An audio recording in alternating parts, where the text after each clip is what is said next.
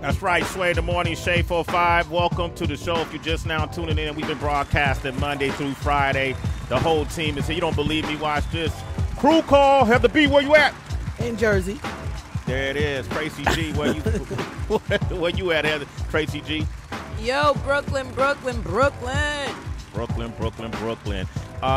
And I'm in Harlem, but we'll be here Monday through Friday. We're just trying to put it down as we go through this pandemic.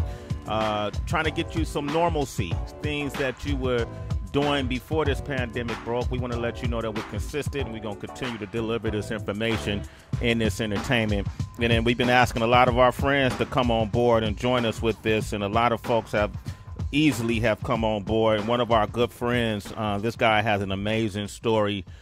He has a new project out called The Prescription, and I got a chance to work with him in Detroit before, and we went into what you call a disenfranchised community, and I watched him work in person, and I saw how he motivated people. I'm going to play a clip from his new project that's out right now. I'm talking about the one and only Eric Thomas.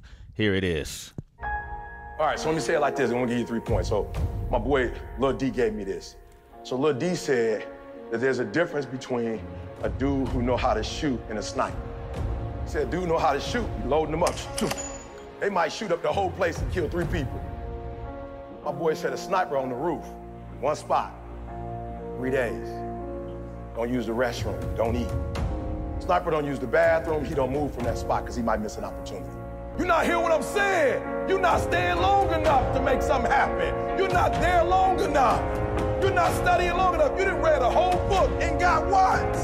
I need you to read 1 page. I'd rather for you to read 1 page 100 times than read 100 pages once. There it is, man. We welcome him to the line. Motivational speaker, author, minister, husband, homie, father. He's everything rolled up in one. This dude got a master's degree, dropped out of high school, went back to college, got a master's degree, Heather B, and it's just been changing lives ever since. Please welcome him to the show. Back, the one and only Eric Thomas. E.T. What it do? What it do? What it do, fam? I miss y'all. Hey, and let me say this before we get serious. I love y'all, but if I had one wish during this pandemic, I would be quarantined with Heather B so I could eat every single day. Get some of that lemon pepper chicken, baby. E.T., you still crazy. Love you, family. Love you. Thank you. They're not cooking like that over here, Heather. They're not cooking like that over here. Oh, man. Listen, How you going to stay busy? He was willing to abandon his whole family for you, Heather. What does that say? That lemon pepper chicken, baby. He crazy. He's so crazy. That's why we love him, though, and always bringing the messages through, though. You know, no just doubt. in good Miss y'all, spirits. man. We're super grateful to be on at this time. How's everybody feeling? Heather was coughing earlier, man. That was not Sway. You gonna put it on me, but I ain't no snitch. We know who was coughing, but go ahead. Was that Tracy? Oh, okay, Tracy G. Nope. Tracy had the Throat dry was hack. clear. I don't. Tracy, you good, Tracy? I'm good, man. Chin to the clouds, E.T. I'm ready for whatever. I'm watching you. I've been trying to keep up with the yoga. Boy, you doing my legs just don't move like that. But I'm admiring what you doing, though. It's all good, my love. Mutually beneficial because I admire you always. That's what's up. E.T., I played this clip. I listened to your project over and over, man. I smiled as I listened to it because, you know, you got songs like The Dig where you talk about the Millennium Tower in San Francisco and how it was built on unstable ground, and you made a parallel to how people build their relationships on unstable ground. And it made me smile. And then that clip I played from a piece called Focus, I thought was very interesting because in Focus you talk about how when you read a book, you only read 3 pages because you're looking for specific knowledge. And I was thinking a lot of people are going to say, well, then you really didn't read the book. Right. But can you? They might be right, right?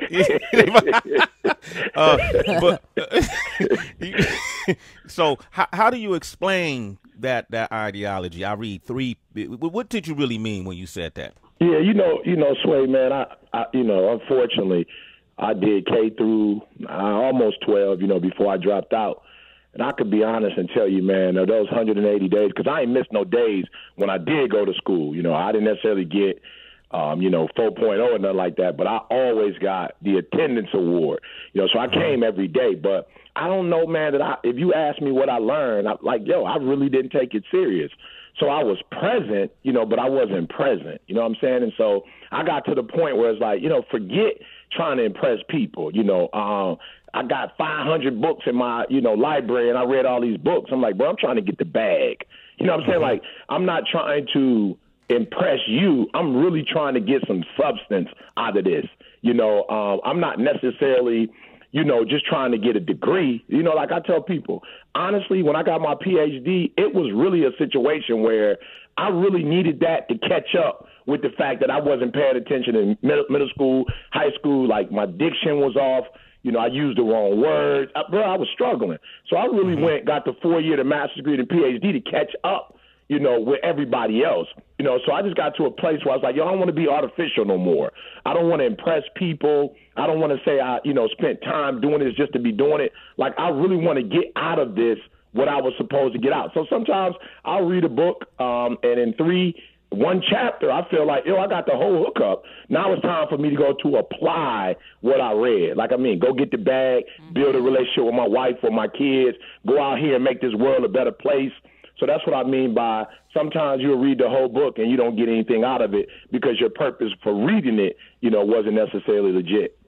I want to open up the phone lines, too, because right now people got a lot of time on their hands. And this project, the prescription, would be perfect for people to learn how to or just take some notes or take some cues from this to elevate their game and evaluate their lives. So 888-742-3345. We have Eric Thomas here.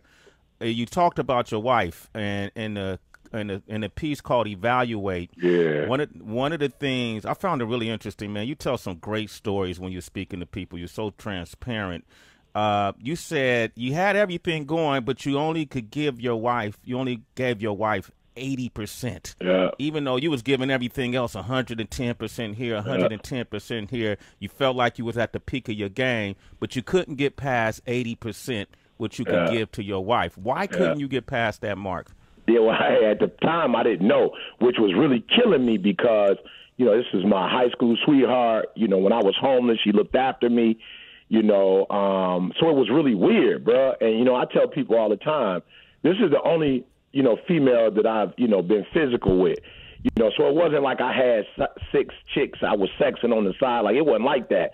I just knew my heart, though, was just like, okay, I'm just not like able to give her, everything, and I was one of those situations where I was like, okay, well, I'm going to keep this relationship just in case this don't work out. And I was just like thinking to myself, like, why are you worried about if this don't work out? Like, why is that on your brain? But I kept saying to myself, like, yo, I don't know if this going to work out. And I don't know if this going to work out. So I bet not lose this or let this go, and then I had a situation where a young lady came in my life and really challenged me, to heal with my mom, who had lied to me about who my biological father was.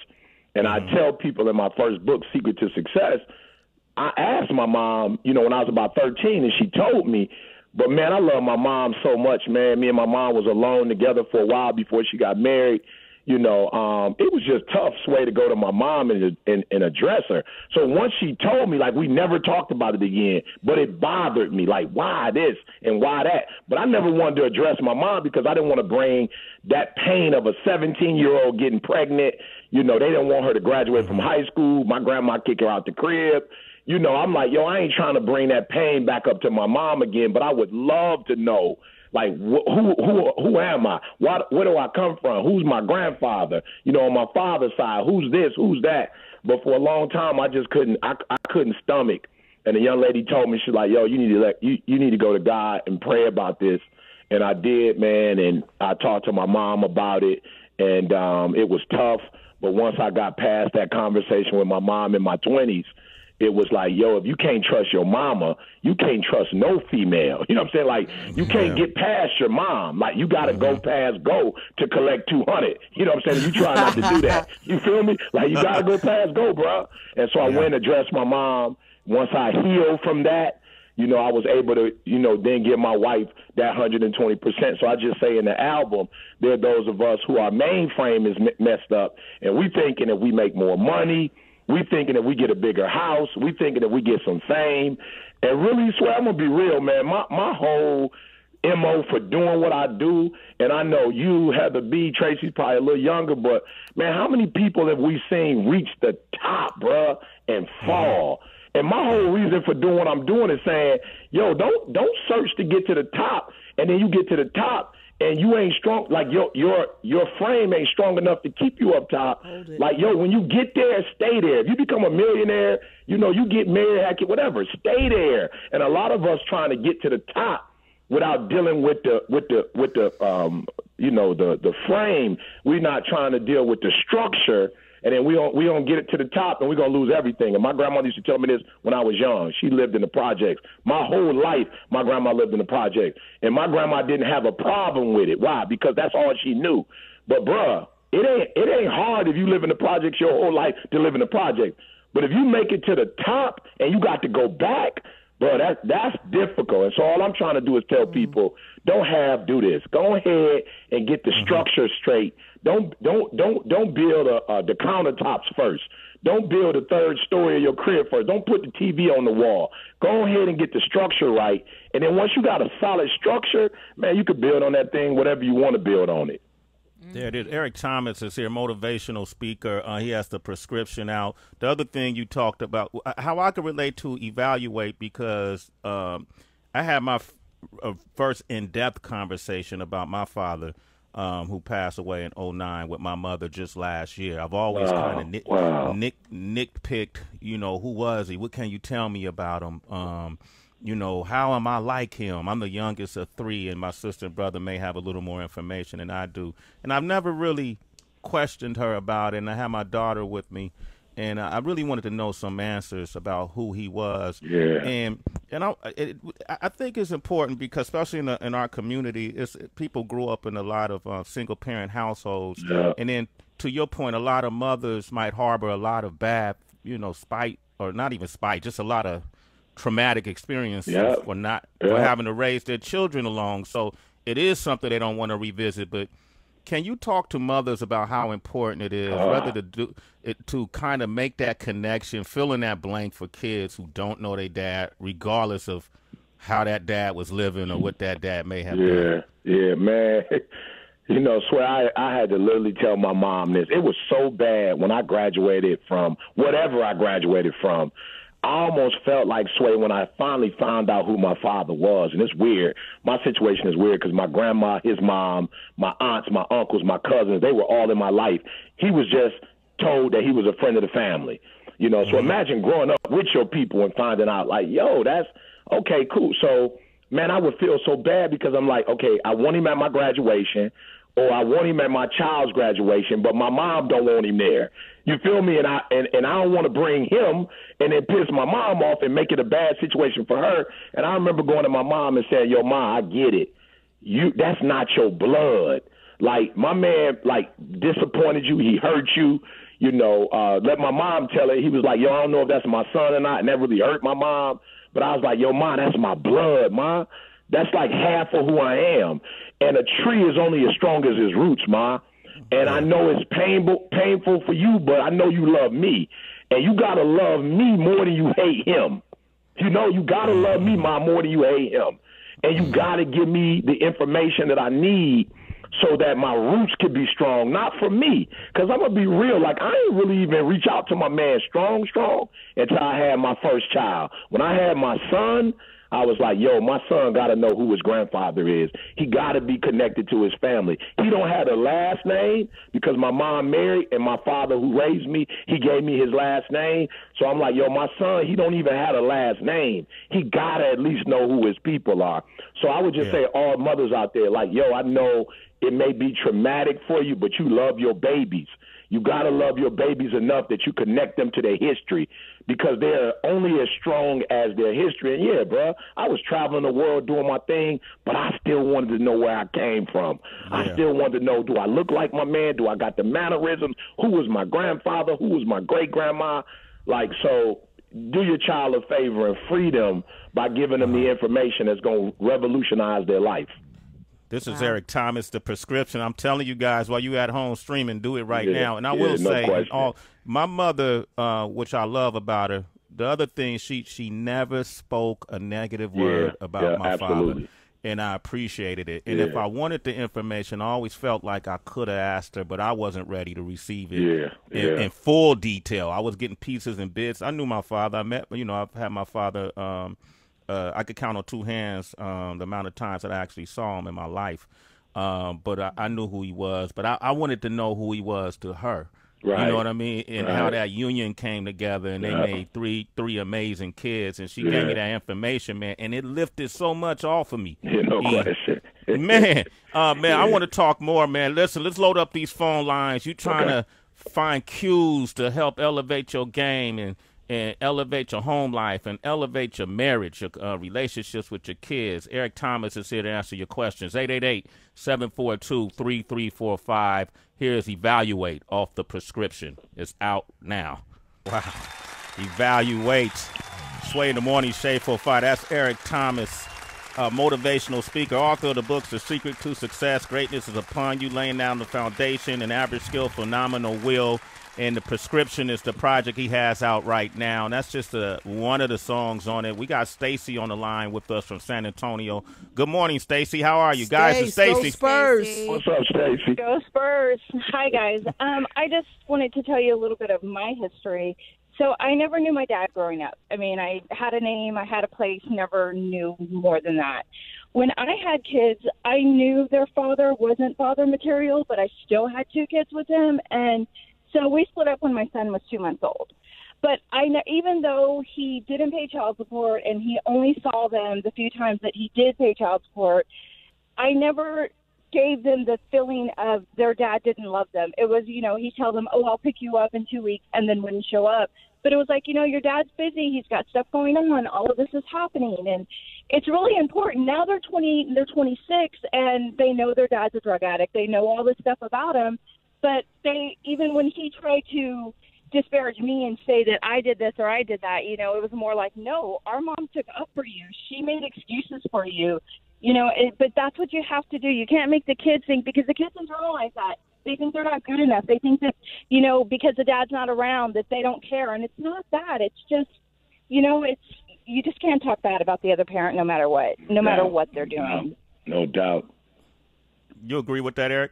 Oh, absolutely. Sway said it, and that's the one thing, even though, like you said, Sway, my mom didn't necessarily talk to me about my father, but she never, ever put any bad vibes out there to further complicate, already, super complicated situation. So I agree with you. I do know that a lot of mothers are emotional, but for real, you have to be cautious that what you've experienced, you don't give that experience to your babies, but you let them create their own experience. So that's a good word. Mm-hmm. Definitely.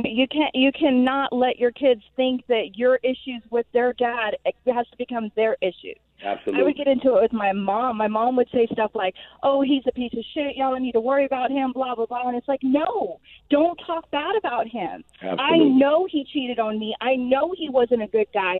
I know he's into drugs. But they don't need to know that at 3, 4, 5, 6, Absolutely. 7. Yeah, they need to create their own narrative. Absolutely. Yes. Stacey, exactly. Yes. 100%. Make sure you go listen to The Prescription by Eric Thomas. If you like that particular song, there's a few of them I'm sure you're gonna like. Okay, and thank you for sharing your story. And thank you. You guys stay safe. No question. Absolutely. No Thank question. you, bro. All right, she's a citizen. Good morning. JC in Vegas. What would you like to ask of Eric Thomas? JC. JC. It's JT. It's JT. Yeah. Oh, JT. My bad. Yeah, my bad, I appreciate JT. y'all taking the call. Yeah. I just want to say thank you, ET. You came to Vegas a while ago and spoke over at Valley High School with our football team. It was a good talk. Yes. But my main question is, what advice I can give my little brother? Basically, the whole backstory is, it's 4 kids, 4 of us. We all got different fathers. We all like 6 years apart from each other. I know my father, but he never was in my life because he been in and out of jail. He been in prison ever since I was like young. But we called and talked. but I still haven't went up and seen him in a while. But my sister, she don't know her father. Our middle brother, he married my mom. His dad married my mom, but they're divorced now. And then my youngest brother, he never known his father. I can see it kind of affect him. And I can try to be there for him when I can, but it's kind of hard for me just because my lifestyle, what I do, and my coach, and I have a lot of things going on. It's hard for me to be there for him when I can. I just want to know what advice I can give him that can kind of motivate him and give him some kind of insight that, yeah, no doubt. Let him hold How old back, is your brother? Keep going. How old is he? He a freshman in high school. He's 15. Oh, come on. So before I don't know how to do this, but I want to get him. Of course, we've got something called Kids, Boss Kids, and we have a call with them every Saturday, right? And so I want you to go to my Instagram page, E.T. the Hip Hop Preacher. I want you to look that information up. One, keep doing what you're doing. You don't know, even though you don't think it's a lot. You got to keep encouraging him and keep inspiring him. Keep him not focusing on, man, my dad wasn't there, but focus on his dreams and his goals. But I personally am working with kids all over the world. I would love for you to have him get on that call, and I would love him to be a part of our community. And being that is my experience, I'm always talking about that. So make sure you go to the Instagram page, man, and get connected and get me and him connected. Okay. What's the Instagram again? E.T. the Hip Hop Preacher. E.T. the Hip Hop Preacher, okay. JT, thank you for calling in. You a citizen, bro. It's Sway in the morning. Sure. I appreciate y'all. Okay, man. We just dropping gems. Absolutely. E.T., I'm wondering, during this pandemic, there's so many conversations, although to a degree, yes, you can call it a new normal, but this is also just a radical shift that we've all experienced. Yeah. And some people do not know how to be productive during this time, even though there's a lot of people on Instagram saying this is the time to create. Other people are just figuring out how to remain sane. I've been saying I'm not going to pick sides on how anyone should choose to use their time during this pandemic. Especially since success is personally defined. What would be your kind of advice to someone trying to figure out, maybe they're judging themselves because they feel like they're lazy for not being productive? What words of advice can you give for those who cannot just work and take advantage of this time?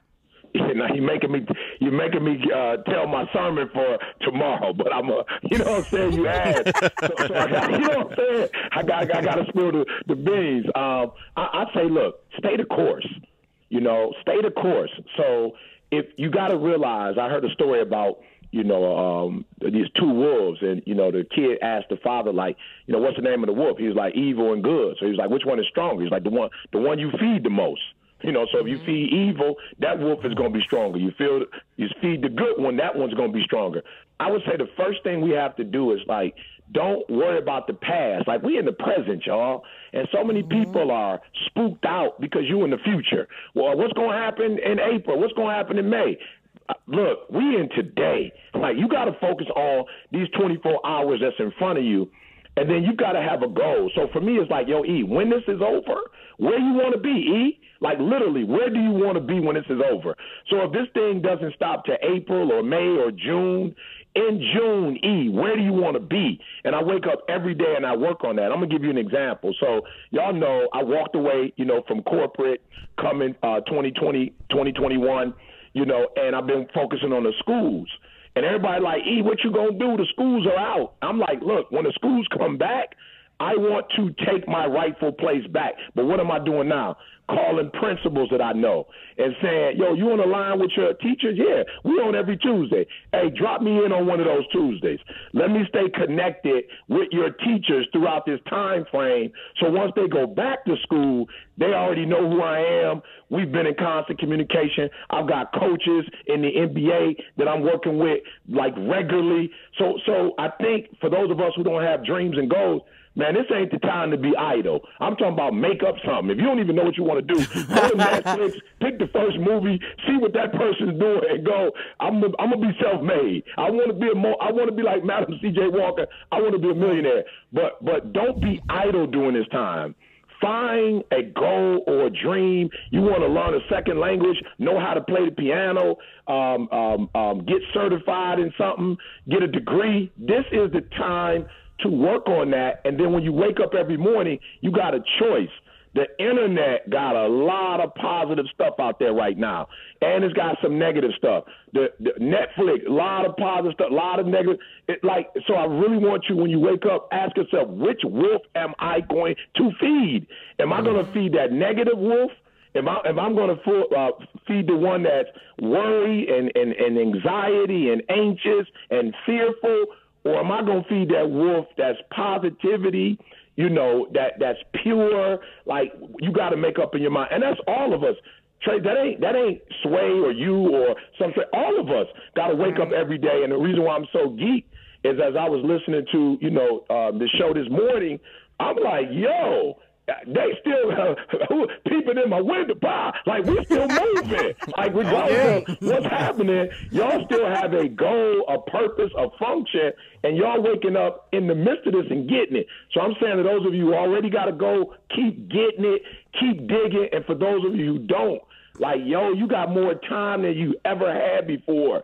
This is the time to do what you never thought you could do. And this is the time to be what you never thought you could be. We all got time right now. Let's use it to our advantage. Amen. Man, Eric Thomas is here. The prescription is available to you right now. Motivational speaker. Real quick before we depart, man, you always putting in a lot of work for a lot of people, and you motivate a lot of people. So it's a two-part question. Who is it that motivates the motivational speaker, which is you?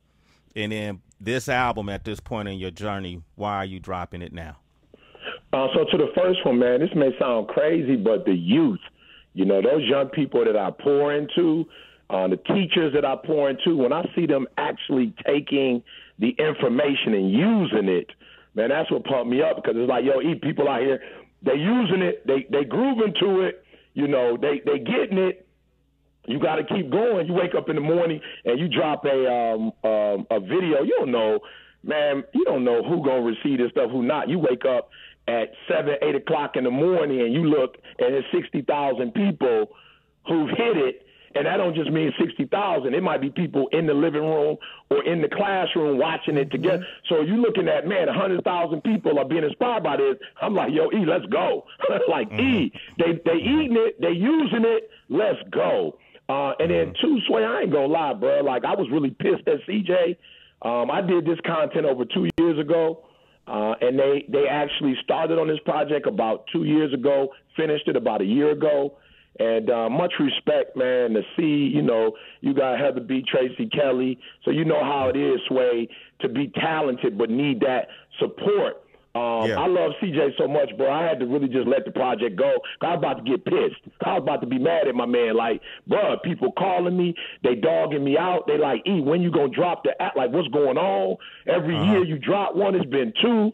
And C told me about 8-9 months ago, he said, E, bro, listen to me. It's ready, but it ain't the time, E. We just can't drop it right now, E. It's like, I know, people are accustomed to it, but in my spirit, I'm just not feeling this time. Like, maybe when you come out with a book, or maybe, when you do something big and you need something as a incentive for folks, then maybe we could drop it then, but it's just not the time. On everything I love, 4 days before the announcement of the pandemic, I hit C on a text and was like, and I was in my feelings, I ain't gonna lie. I was like, so we just ain't gonna never come out with the album, huh? It ain't gonna never get released. And C was like, you know what, E, I respect you. Let me go ahead and, do the artwork and seal the deal.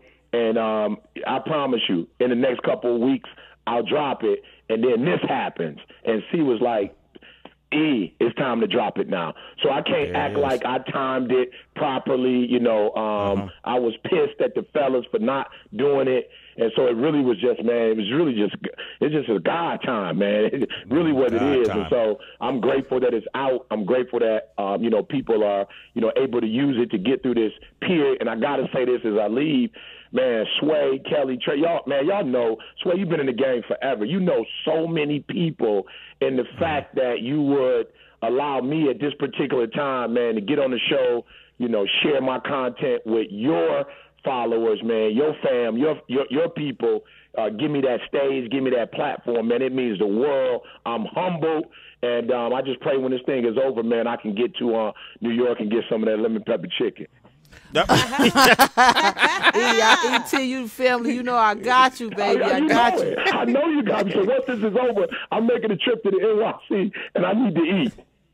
Okay, hey, that's what. Hey, man, you always welcome, man. And see how he had a plan, man. He called it because this is the perfect time for this project and to meet in Virginia. Yeah, the prescription. Yeah, we need that. People need the prescription right now, figuratively and literally. And Danny in Houston, Neaton, Virginia, hit up ET directly at ET, the hip hop preacher, and find out more about what he got coming up next. We appreciate the work. We got to do more work together. Let's get it, man. Love y'all, man. Love y'all. All right. Appreciate y'all, fam. Absolutely. We got Marlon Wayans in about 20 minutes, but up next we got Movie Junkies. Here's the song Focus off the Prescription on Sway in the Morning, Shade 4-5.